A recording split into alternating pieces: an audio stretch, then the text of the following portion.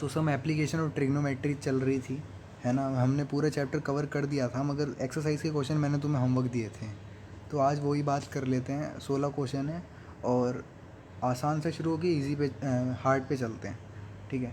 तो आसान वाले क्वेश्चन हम फटाफट से देख लेंगे, वैसे तुम्हें कर लिए होंगे, है ना ये सब।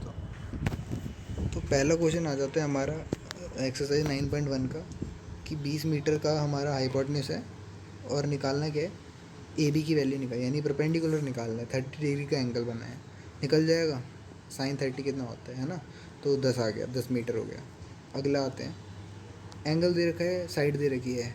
अगेन कुछ बताने की ज़रूरत है क्या इनमें, है ना। तुम्हें लॉजिक पता होना चाहिए बस कि किस तरह से। देखो बोल रहे total height of the tree जो होगी वो ऐड कर देना दो वैल्यूज़ को, ठीक है। क्वेश्चन क्या कह रहा था कि a tree break due to strong, अच्छा ठीक है। तो एक तरह से ये बेस दे रखा है हमें, परपेंडिकुलर और हाइपोटेन्यूज का सम करना है, हो जाएगा, क्योंकि हमें एक एंगल भी दे रखा है। आगे बढ़ते हैं, सेम क्वेश्चन, ठीक है। जहाँ तुम्हें साइड और एंगल दिख जाए, कैसे ना कैसे करके कोई ट्रिग्नोमेट्रिक रेशियो लगा के, तुम्हें बस याद होना चाहिए कि ये P/H होता है हमारा साइन, P/B होता है टैन, ये सारी चीज़ें याद रहनी चाहिए, है ना। और एंगल्स की वैल्यू भी। The angle of elevation of top of tower, fourth question पढ़ रहा हूँ, from the point on ground which is 30 metre away from the foot of tower is 30 degree. इन क्वेश्चन को समझना, ठीक है, फिर फिगर एकदम सही बनाना। अभी तो चलो आसान सा है ना। BC दे रखा है 30 मीटर और 30 डिग्री का एंगल बन रहा है, हाइट बता दूँ, बन जाएगा। कुछ नहीं था यार इन क्वेश्चनों में, ठीक है। ये भी हो जाएगा, 60 मीटर है, 60 डिग्री है।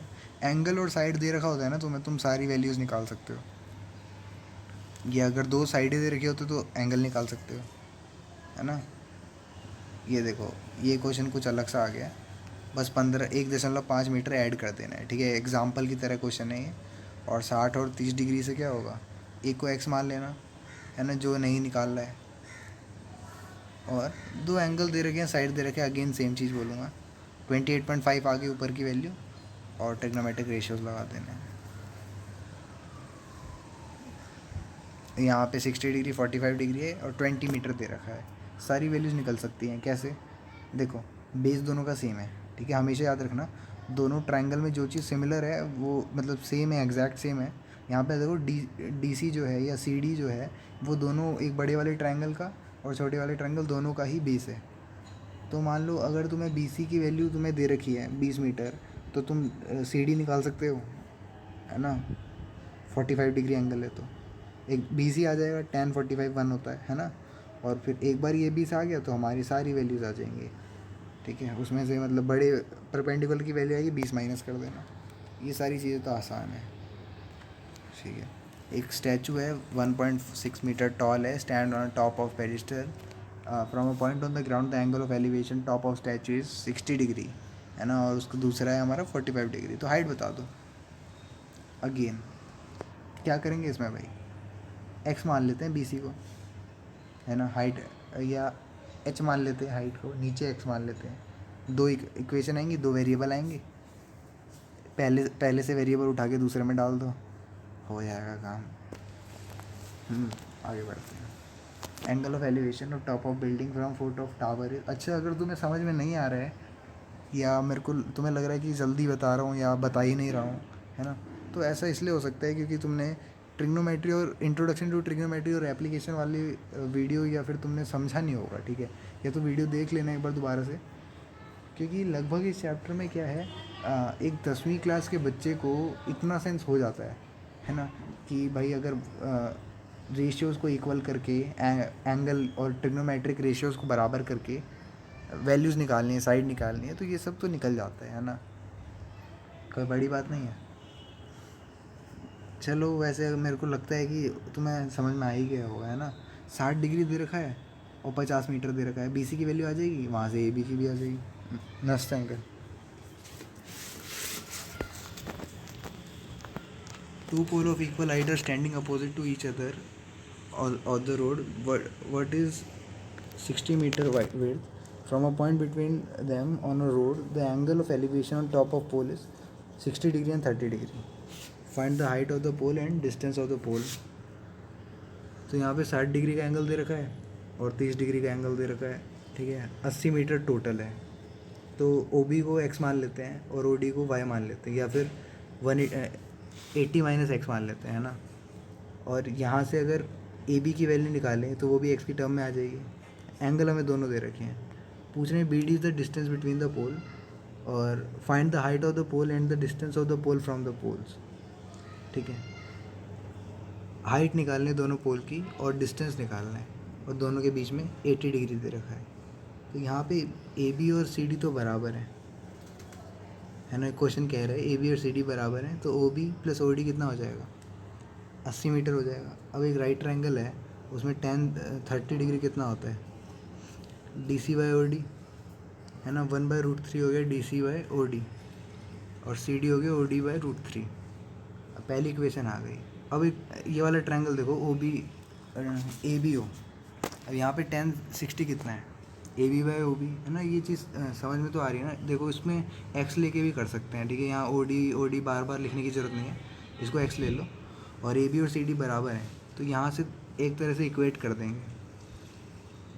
दोनों में परपेंडिकुलर बराबर दे रखे हैं ना। अब उसमें एक्स की टर्म निकालनी है हमें, और असल में दोनों का डिस्टेंस निकालना है ना। तो ओ डी की वैल्यू आ जाएगी 60, और लास्ट में दोनों को ऐड कर देंगे बस। तो 60 मीटर क्या आ गया, आंसर आ गया। 11th पे आते हैं। TV tower standing vertically on a bank of canal from a point on the other bank directly opposite to the tower. The angle of the elevation of top of tower is 60 degree. तो 60 degree दे रखा है, 30 degree दे रखा है, 20 metre दे रखा है। क्या करेंगे हम इसमें, एक्स मान लेते हैं बी सी को। बी सी एक्स हो गया। अब 20 + एक्स हो जाएगा हमारा बी डी, है ना। और ए बी की वैल्यू निकाल देंगे इस हिसाब से, और साथ ही साथ एक्स के साथ भी 60 डिग्री का एंगल जो छोटा वाला ट्रायंगल दिख रहा है, वहाँ से भी ए बी की वैल्यू एक्स की टर्म में आ जाएगी, यानी दो वैल्यू हो गई, है ना। और वहाँ से हमारी एक्स की वैल्यू आ जाएगी, ठीक है। 10√3 आ गए। बुक का ये एग्जाम्पल वाला क्वेश्चन है। 12 पे आते हैं। From the top of 7 metre high building the angle of elevation of top of cable tower is 60 degree and the angle of depression of its foot is 45 degree, ठीक है। थोड़ा क्वेश्चन यहाँ पे फिगर नहीं बनी है, ठीक है। तो तुम पहले फिगर बनाने की कोशिश करना कि एक बिल्डिंग दे रखी है, from a top of 7 metre high building, 60 metre की बिल्डिंग दे रखी है। एंगल ऑफ एलिवेशन कितना है, एंगल ऑफ एलिवेशन ऊपर देखा जा रहा है, ठीक है। टावर देखा जा रहा है तो 60 डिग्री के एंगल पे देखा जा रहा है, और उस टावर का फुट देखा जा रहा है तो 45 डिग्री के एंगल पे देखा जा रहा है, ठीक है। तो हाइट बतानी है टावर की। तो एक तरह से हमें देखो फिगर दे रखी होगी ना, ये देखो इस तरह से फिगर है ना। हम बिल्डिंग पे खड़े हैं, बिल्डिंग जो है वो, अब टावर तो बड़ा ही होगा बिल्डिंग से, है ना, क्योंकि एंगल ऑफ एलिवेशन बन रहा है। तो टॉप पे देखा तो 60 डिग्री का बना, बॉटम पे देखा तो 45 का बना। अल्टरनेट एंगल है तो नीचे 45 आ गया। 7 मीटर दे रखा है, ठीक है। निकालना क्या है हमें, कह रहे कि determine the height of the tower, tower की हाइट निकालनी है। कैसे निकलेगी, देखो 7 यहाँ पे दे रखा है, क्या बेस निकल जाएगा, चलो बेस तो आ ही जाएगा, है ना, उसकी बात नहीं है। हम एक्स और वाई मान लेते हैं कि आधे आधी चीज़ को। हाँ देखो, अगर हम बी सी की वैल्यू निकाल दें, 45 डिग्री है तो बी सी की वैल्यू भी 7 मीटर आ जाएगी। 10 45 1 होता है ना। बी सी की जो वैल्यू होगी वो भी ए डी की वैल्यू हो जाएगी। अब ए डी दे रखा है हमें, है ना, यानी 7 मीटर दे रखा है हमें, और 60 डिग्री दे रखा है। क्या ऊपर वाला एंगल नहीं आ जाएगा। और यहाँ तक कि ए बी और डी सी जो है वो दोनों 7 मीटर है, क्योंकि एक टाइप का रेक्टेंगल बन रहा है ना। तो लगभग हमारा आंसर हो ही गया। आगे बढ़ते हैं। क्वेश्चन कह रहे हैं 13 के observer from top of 75 metre high lighthouse from the sea level the angle of depression of 2 ships are 30 degree and 45 degree. If one ship is exactly behind the other on the same side of the lighthouse find the distance between 2 ship. ये ship और lighthouse की बात आ गई। यहाँ पे alternate angles बन रहे हैं 30 डिग्री 45 डिग्री के, 75 मीटर डिस्टेंस है। क्वेश्चन पूछ रहा है कि find the distance between 2 ships, 2 ship के बीच में डिस्टेंस पूछ रहा है, यानी सी डी की वैल्यू पूछ रहा है ना। ये कैसे निकालेंगे हम, या एक काम करते हैं, बी डी की वैल्यू निकालते हैं और बी सी की वैल्यू निकालते हैं, फिर दोनों को सब्ट्रैक्ट कर देते हैं। समझ में आ रहा है, यानी पूरे में से अगर बी सी को सब्ट्रैक्ट कर देंगे तो दोनों का डिस्टेंस आ जाएगा। अब पूरा कैसे निकालेंगे, देखो एक तो बी सी की वैल्यू 75 मीटर आ गई, है ना। इतना दिमाग तो होगा ही है, मतलब कि इस चीज़ को नोट बना लो एक, कि अगर 45 डिग्री का एंगल है ना, तो अगर 45 डिग्री का एंगल है तो परपेंडिकुलर और बेस जो होंगे वो दोनों सेम होंगे, यानी उनकी लेंथ बराबर होगी। ठीक है, देखो परपेंडिकुलर 75 मीटर है तो बेस भी 75 मीटर हो जाएगा, भले ही दिख नहीं रहा हो मगर हो जाएगा, क्योंकि 45 डिग्री के एंगल में tan 45 1 होता है और परपेंडिकुलर और बेस जो होता है बराबर होते हैं। अब BC की वैल्यू आ गई, अब BD की वैल्यू निकाल दो। कैसे निकालेंगे? बड़े वाले ट्रायंगल में देखो 30 डिग्री करो, tan 30 कितना होता है ना। यहाँ से BD की वैल्यू जो आएगी उसमें से BC की वैल्यू यानी 75 मीटर माइनस कर देना, आंसर आ जाएगा। कुछ था इसमें? नहीं ना। हाँ 14 क्वेश्चन आ सकता है पेपर में। यहाँ पे थोड़ा, यहाँ पे क्योंकि गर्ल की हाइट भी दे रखी है 1.2 मीटर टॉल। ठीक है, हम पॉइंट साइज़ नहीं ले रहे हैं, हम 1.2 मीटर टॉल ले रहे हैं। और स्पॉट अ बैलून, और बैलून को देखते हैं वो कि भाई हाइट पे 88.2 मीटर हाइट पे है फ्रॉम द ग्राउंड से 88.2 यानी 1.2 सपरेट कर देंगे हम, है ना। इतना दिमाग तो होगा ही, है ना, क्योंकि हम पॉइंट ऑफ रेफरेंस से लेते हैं। अब उसकी हाइट में से सपरेट कर देंगे तभी तो उसकी एक्चुअल लेंथ आएगी, यानी एक टाइप का परपेंडिकुलर एक्चुअल आएगा, है ना, जो हमारा राइट एंगल ट्रायंगल बनने वाला है। फिर 60 और 30 डिग्री का एंगल बना रहे हैं। बैलून उड़ रहा था ना, तो इस तरह से उड़ रहा है वो कि एक बार 60 बनाया, एक बार 30 बनाया। ठीक है, सीधा सीधा चल रहा था, ऐसे मान के चलो। तो एक साइड हमें दे रखी है, पूछ क्या रहा है? फाइंड द डिस्टेंस ट्रैवल, यानी हमें ये गैप निकालना है इन दोनों के बीच में। दो बैलून्स दिख रहे हैं ना कि अलग अलग टाइम फ्रेम में लिए गए हैं और इनके बीच का गैप निकालना है। कैसे निकालेंगे भाई? देखो बेस निकल जाएगा बड़े वाले ट्राई, देखो 88.2 है पहले, तो इसमें से 1.2 को सेपरेट कर दो, कितना आता है? 87 आ जाता है ना। अब 87 जो आएगा वो हमारा परपेंडिकुलर हो जाएगा। परपेंडिकुलर पता है, एंगल पता है, तो बेस निकल जाएगा, निकल जाएगा एकदम, निकाल देंगे। फिर दूसरा छोटा वाला ट्रायंगल देखो जहाँ पे एंगल 60 डिग्री का बन रहा है। देखो एक अच्छी बात ये होती है कि ट्रायंगल जितना छोटा होगा उतना बड़ा एंगल बनेगा। देख रहे हो 30 डिग्री जो है वो छोटा है और 60 डिग्री जो है बड़ा है, मतलब पास में जो था तो बड़ा एंगल बना, है ना। अब कोई तुम्हारे सर के ऊपर चीज़ होगी तो तुम एकदम ऊपर मुँह करके देखोगे, है ना, एंगल उतना बड़ा बनेगा जितना बड़ा एलिवेशन होगा, यानी लाइन ऑफ साइट पे डिपेंड करता है। ठीक है, रही बात ये तो ऐसी बात बोल रहा था मैं। और 60 डिग्री का एंगल बन रहा है तो दूसरे में छोटा सा निकाल दिया और एक बार टोटल निकाल दिया, तो क्या करेंगे? टोटल में से ये वाला पास में जब था वो सब्ट्रैक्ट कर देंगे तो बीच का डिस्टेंस आ जाएगा, जैसा कि ऊपर वाले 13th क्वेश्चन में भी करा हमने। ठीक है, a straight highway leads to foot of tower, the a man standing on the top of tower observe a car at an angle of depression. ठीक है, अब ये क्या कर रहा है? हाईवे से नीचे कारों को देख रहा है 30 डिग्री पे। ठीक है, फिर क्या हुआ? कार ने स्पीड बढ़ाई, 6 सेकंड बाद क्या हुआ? कार जो है वो 60 डिग्री एंगल पे दिखने लगी। पहले 30 डिग्री पे दिख रही थी यानी दूर थी, 60 डिग्री यानी पास आ गया, है ना। ये चीज़ें दिमाग में विजुअलाइज होनी चाहिए कि एक आदमी हाईवे से खड़ा होकर नीचे देख रहा है कार को। तो बताओ कि कितना टाइम लगा कार को टावर की फुट तक पहुंचने में, कितना टाइम लगेगा? इस बार टाइम पूछ रहे, ध्यान देना। इस तरह से कुछ फिगर है। ठीक है, ये हाईवे पे ए पॉइंट पे खड़ा है आदमी, उसकी हाइट वाइट कुछ नहीं बताइए, है ना। टाइम पूछ रहे कितना लगेगा, और 6 सेकंड लगे उसको यहाँ से यहाँ तक डी से सी तक पहुँचने में, ये क्वेश्चन कह रहा है। तो देखो ए बी की वैल्यू निकाल दी √3 BC, है ना, जितना निकाल सकते थे उतना निकाला और सारी वैल्यूज़ को एक साथ कर दिया इन्होंने। बोल रहे हैं कि 3 BC = BC + D। इन्होंने थोड़ा आगे पीछे करा है ना। तुम ये समझ लेना कि time taken by car to travel CD 6 second, तो BC करने में कितना होगा? 6/2, है ना। इन्होंने एक टाइप का क्या करा, रिलेशन निकाल दिया। देखो कार जो है यूनिफॉर्म स्पीड में चल रही है ना, और डिस्टेंस जो है वो अब डिपेंड कर, देखो मैं जैसे बोलूँगा कि मेरा घर जो है मंदिर से 6 सेकंड दूर है, तो मैं मंदिर से घर कितने में पहुँचूँगा? मतलब यहाँ से मैं फूल लेके गया, मंदिर में चढ़ाया, घर आया, कितनी देर में पहुँचूँगा? ठीक है, मान लो फूल लेने का टाइम 0 सेकंड था, तो तुम बोलोगे 6 सेकंड जाने में, 6 सेकंड आने में, तो 12 सेकंड हो गए, है ना। तो ऐसा ही कुछ है, क्योंकि हमें देखना है कि अब डिस्टेंस कितना बचा है, तो 6/2 कर दिया। आखिरी क्वेश्चन आता है, the angle of elevation of top of tower from the 2 point at a distance 4 metre and 9 metre from the base of the tower and in the same straight line with its area complementary prove that the height of the tower is 6 meter। अच्छा, यहाँ proof करना है तो कुछ ऐसा value find करने की ज़रूरत तो है नहीं। बोल रहे हैं कि angle of elevation of a top of tower from 2 point at a distance 4 metre and 9 metre from the base of tower. यानी मान लो तुम एक टावर के 4 मीटर दूर खड़े हो, फिर तुम छत पे देख रहे हो, उस टावर के टॉप पे देख रहे हो, फिर 9 मीटर दूर खड़े होकर टॉप पे देख रहे हो, है ना।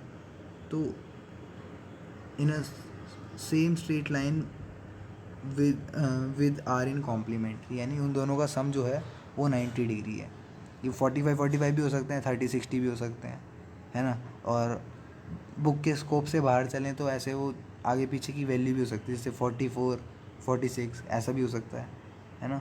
फ़िलहाल वो ऐसे एंगल्स आएंगे नहीं तुम्हारे पेपर में जो तुम्हें टेबल से बाहर मिले, है ना, तो उसकी चिंता मत करना। तो इस तरह से कुछ फिगर बन रहा है कि एक एक्स होगा तो ये दूसरा 90 - एक्स होगा। कॉम्प्लीमेंट्री एंगल की खास बात यही होती है।